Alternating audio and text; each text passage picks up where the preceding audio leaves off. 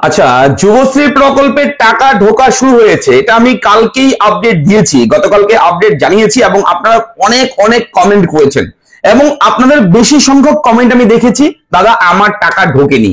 আপনি বলছেন টাকা ঢুকেছে কিন্তু আমার তো ব্যাংকে টাকা ঢুকেনি, কোনো এসএমএস আসেনি, তাহলে আপনি কিসের ভিত্তিতে বলছেন যে যুবশ্রী প্রকল্পের টাকা ঢুকেছে? তো হ্যাঁ, তোমাদের অনেকের টাকা ঢোকেনি, আমি একবারও বলিনি তোমরা মিথ্যে কথা বলছো আমাকে, ঠিক আছে? এবং আমরাও আমাদের চ্যানেলের পক্ষ থেকে কখনো মিথ্যে কথা বলি না, ঠিক আছে? তো আজকের যে আপডেট রয়েছে সেই আপডেট আপনার সঙ্গে প্রমাণ আমি শেয়ার করতে চলেছি যে হ্যাঁ, টাকা দেওয়া শুরু হয়েছে এবং অনেকের ব্যাংক অ্যাকাউন্টে টাকা ঢুকবে না, টাকা অনেকেই পাবে না। এবার কারা কারা পাবে না, কেন পাবে না, সেটাও আমি এই ভিডিওতে শেয়ার করব, ঠিক আছে? হতে পারে আপনার টাকা না ঢোকার কারণ রয়েছে কোনো একটা, সেই কারণটা কি সেটাও আমি শেয়ার করবো এই ভিডিওতে। তাই অবশ্যই মনোযোগ সহকারে ভিডিওর সঙ্গে থাকবে, কোনো একটা কথা তোমরা কিন্তু মিস করবে না। আমি যা যা বলবো প্রতিটা কথাই কিন্তু গুরুত্বপূর্ণ, আজকের ভিডিওর শেষ পর্যন্ত থাকবে, আশা রাখছি ধৈর্য সহকারে দেখো ভিডিওটা, আশা করি তোমাদের কাজে লাগবে। দেখো, যুবশ্রী প্রকল্প এমন একটা প্রকল্প, পশ্চিমবঙ্গ রাজ্য সরকারের প্রকল্প, কয়েক বছর থেকে, অনেক বছর থেকেই চলছে এই প্রকল্প। এবং যুব উৎসাহ ভাতা যেটাকে বলা হয়, অর্থাৎ ছেলে মেয়ে এখানে উভয়ই কিন্তু এই টাকার সুবিধা পায়। মাধ্যমিক পাস, 8 পাস, উচ্চ মাধ্যমিক পাস, যে কোনো যোগ্যতায় কিন্তু তোমরা এখানে আবেদন করতে পারবে, ঠিক আছে? এবং যারা মাধ্যমিক পাস করেছো, 11-এ পড়ছো, তোমরাও এখানে আবেদন করবে।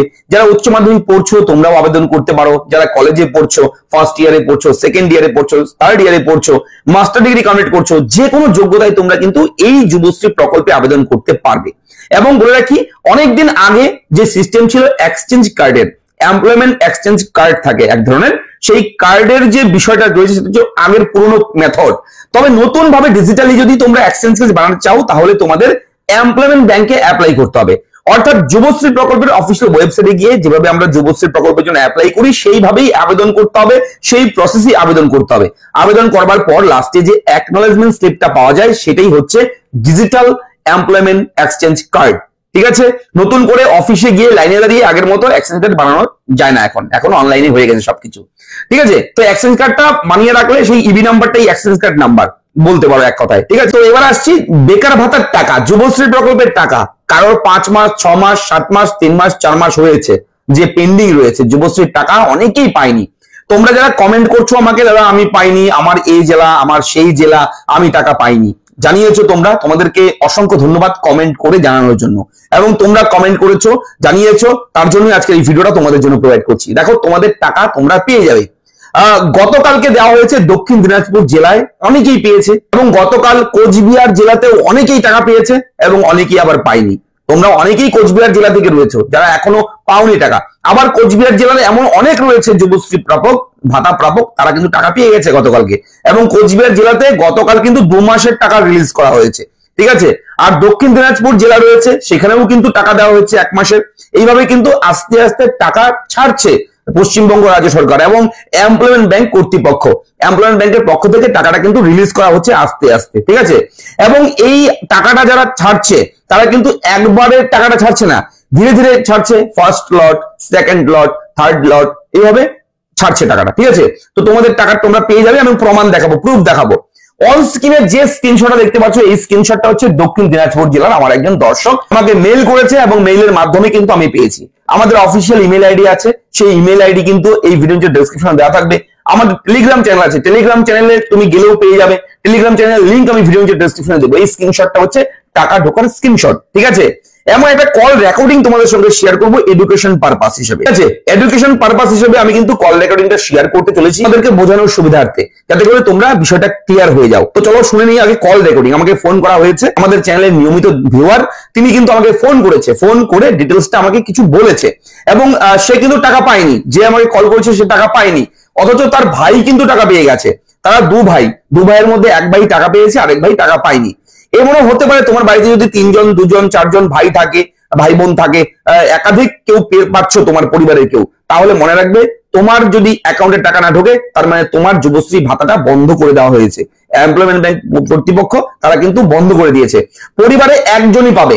যখন প্রথম চালু হয়েছিল যুবশ্রী প্রকল্প তখন কিন্তু অফিসিয়াল বিজ্ঞপ্তিতে রয়েছে সেটা লেখা, সেখানে উল্লেখ ছিল যে একটা পরিবার থেকে একজনই পাবে এই যুবশ্রী প্রকল্পের ভাতা। তো এরপরে অনেক ফ্যামিলি এমন আছে যারা 2 ভাই, 3 ভাই, 4 ভাই, কিংবা 4-5 ভাই বোন মিলে, ঠিক আছে, সবাই পাচ্ছিল। তো এবার কিন্তু সেগুলো কিন্তু স্ট্রিক্টলি দেখছে সরকার, এবং একজনকে রেখে বাকিদের পরিবারের বাকিদের কিন্তু ব্লক লিস্ট করে দিচ্ছে যুবশ্রী প্রকল্পে, ঠিক আছে। সেটা কিন্তু আর চালু করা যাবে না, যে কোনো একজনই পাবে। সেই রকমই একটা ঘটনা ঘটেছে কোচবিহার জেলাতে।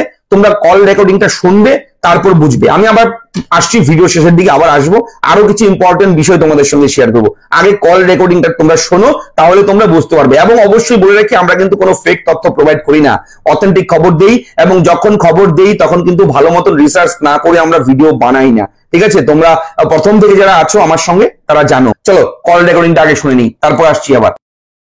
হ্যাঁ, হ্যালো, হ্যাঁ স্যার বলুন। তখন ফোন করছিলাম স্যার, মানে যে যুবশ্রী টাকাটা ঢুকলো না, মানে আমরা দুই ভাই তো, আমি হলো বড়, তারপর আমার ভাই হচ্ছে ছোট। এবারে ছিল ওর টাকা ঢুকছে 2 মাসের, কিন্তু আমার টাকা স্যার ঢুকলো না। কেন? কবে ঢুকেছে টাকা আপনার? কালকে ঢুকছে, আমার ভাইয়েরটা কালকে ঢুকছে, আমারটা এখন পর্যন্ত ঢুকলো না। আপনার ভাই ক মাসের টাকা পেয়েছে? আমার ভাই 2 মাসের টাকা পাইছে। কোন ডিস্ট্রিক্ট আপনার? Coochbehar district sir. আচ্ছা, কোচবিহার ডিস্ট্রিক্ট। গতকালকে কয় তারিখে ওটা পেয়েছেন টাকাটা? কালকে কালকে কালকে টাকাটা পাইছে, মানে ওই এর আগে যে পাইছিলাম না স্যার, এনএসকে 3 ফিল আপ করার পরে, আর এই যে তো টাকা এই যে কালকে দিল, কালকে ডেটে আমারও টাকা ঢোকে না, আজকে এখন পর্যন্ত ঢুকলো না, ঢোকে নাই স্যার। আচ্ছা আচ্ছা, যাই হোক, বিষয়টা হচ্ছে এনএসকে 3 সাবমিট করছি। আচ্ছা, ব্যাপারটা হচ্ছে এটা গাইডলাইন আছে যুবশ্রী প্রকল্পের, সেটা হচ্ছে একই পরিবারের একজনই পাবে। হ্যাঁ, আচ্ছা, একের অধিক একই পরিবার থেকে পাবে না যুবশ্রী ভাতা। তো এটা নোটিফিকেশন অফিসিয়াল বিজ্ঞপ্তিতেও ওটা উল্লেখ ছিল। হ্যাঁ, কিন্তু এতদিন পর্যন্ত অনেকেই এইভাবে টাকা পেয়েছে, কিন্তু এখন এগুলো তদন্ত শুরু হয়েছে। যাদের দেখছি যে একই পরিবারের 2 ভাই 3 ভাই পাচ্ছে, হ্যাঁ, তাদেরকে বাদ দেওয়া হচ্ছে, একজনকে রাখা হচ্ছে, আচ্ছা, বুঝলেন? এই হচ্ছে ব্যাপার। এর জন্যই আপনাদের নাম কাটা গেছে, আপনারা পাবেন না, আপনার ভাই পাবে। আচ্ছা, হুম, এই জন্য স্যার। হ্যাঁ। ঠিক আছে স্যার। স্যার শোন না, হ্যাঁ বলুন। বলুন কোন মানে অফিসে যদি মানে কিছু বলি যে, অফিসে গিয়ে আপনি কথা বলুন ব্যাপারটা নিয়ে। হুম, এই একই বিষয় আছে, এটা জানতে পারবেন আরো ভালোভাবে। আচ্ছা আচ্ছা, তাহলে স্যার এরকম যদি হলো, তাহলে এনএসকে থেকে যে সাবমিট করলাম, তাহলে তখনই তাহলে না করে কিছু আসতো না, তাহলে অফিসিয়াল ব্যাপার, এটা অফিসিয়াল ব্যাপার, গভর্নমেন্টের ব্যাপার, এটা আমি আমার ব্যাপার নেই কোনো এখানে। আচ্ছা আচ্ছা স্যার। আমি যতটুকু জানি আপনাকে জানিয়ে দিলাম, এটাই হচ্ছে ব্যাপার। স্যার এরকম অনেকের হচ্ছে না স্যার? হ্যাঁ, অনেকেই অল ওভার ওয়েস্ট বেঙ্গলের প্রতিটি জেলায় জেলায় এরকম হচ্ছে। আচ্ছা আচ্ছা স্যার। কোচবিহার ডিস্ট্রিক্টে গতকালকে ঢুকেছে টাকা। হ্যাঁ স্যার। ঠিক আছে, ঠিক আছে। তো শুনলে কল রেকর্ডিং। তো এই কল রেকর্ডিং শুনে তুমি কি বুঝলে? যে একই পরিবারে একাধিক কেউ যদি পেয়ে থাকে ভাতা, তাকে বাদ দিয়ে যে কোনো একজনকে রাখবে, এটাই হচ্ছে সিস্টেম। এবং কোচবিহার জেলার উনি, কোচবিহার জেলাতেও তার মানে টাকা রিলিজ শুরু হয়েছে। তোমাদের অনেকের ব্যাংকে টাকা ঢোকেনি, তোমরা কেউ দুশ্চিন্তা করবে না। তোমাদের বলে রাখি, যত টাকা তোমরা পাবে পশ্চিমবঙ্গ রাজ্য সরকারের কাছে এই যুবশ্রী প্রকল্পের ভাতা যত ডিউ রয়েছে, টোটাল টাকাটা ক্লিয়ার করে দেওয়া হবে, ধীরে ধীরে ক্লিয়ার করে দেওয়া হবে। হতে পারে আগামীকাল তোমার ব্যাংক অ্যাকাউন্টে টাকা ঢুকে যেতে পারে, পরশুদিন ঢুকে যেতে পারে, 2 দিন 3 দিন পর ঢুকতে পারে, তবে টাকাটা ঢুকবে। কিন্তু কখন কবে কয়টার সময় টাকা ঢুকবে এই খবর তো আমাদের কাছে থাকে না। আমরা বিভিন্ন রিসার্চের মাধ্যমে বলি কথাগুলো, ঠিক আছে, বিভিন্ন সূত্র মারফত খবর কালেক্ট করে তোমাদের সঙ্গে শেয়ার করি। তো খুব শীঘ্রই তোমরা টাকা পাচ্ছ, তোমরা কেউ ধৈর্য হারা হবে না, মন খারাপ করবে না, দুশ্চিন্তা করবে না। এটা বলার জন্যই আজকে এই ভিডিওতে এলাম। ভিডিওর আপডেট ইনফরমেশন গুলো কেমন লাগলো তোমাদের, তোমরা একটু লিখে জানাবে। আমাকে যদি ভালোবেসে থাকো, একটু যদি চ্যানেলটাকে ভালোবেসে থাকো, অবশ্যই তোমরা একটু কমেন্ট করে জানাবে, পজিটিভ কমেন্ট করার চেষ্টা করবে, ঠিক আছে। দেখা হচ্ছে পরবর্তী ভিডিওতে। আর হ্যাঁ, কোন কোন জেলা থেকে তোমরা টাকা পাওনি এই ভিডিওতেও কিন্তু আমি কমেন্ট চাই। তোমাদের জেলার নাম, তোমরা কোন জেলা থেকে দেখছো, এবং তোমাদের টাকা ঢুকেছে নাকি ঢোকেনি।